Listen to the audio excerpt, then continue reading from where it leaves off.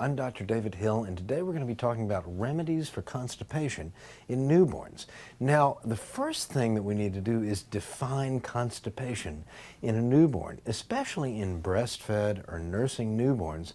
It may be quite normal for the baby to go as long as a week without making any bowel movements at all. I've seen babies go even 2 or 3 weeks who are perfectly healthy, although that's relatively rare. So if it's going more than a week, you probably do want to check in with your physician. But what I pay attention to is what comes out when the baby does stool.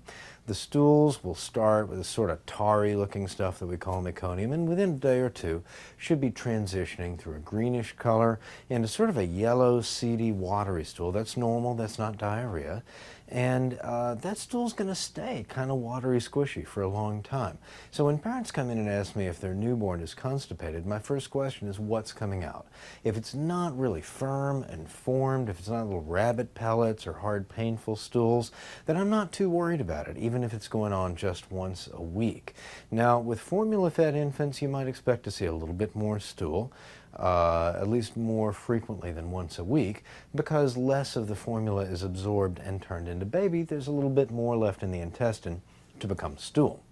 Now, if your baby really does have constipation, if he or she is passing firm stools, infrequent or painful stools, then you're wanting to know, what can we do about it? Well, you can try a tablespoon or so of a heavy corn syrup, like Karo is a very popular brand, once or twice a day in the diet. The extra heavy sugars from that syrup draw fluid into the intestines and make the stool softer. You may also try just a teensy bit of a polyethylene glycol formulation like Miralax. This comes as a powder and you can mix it up in fluids. That said, we don't do a lot of treating for constipation in newborns who are usually very young.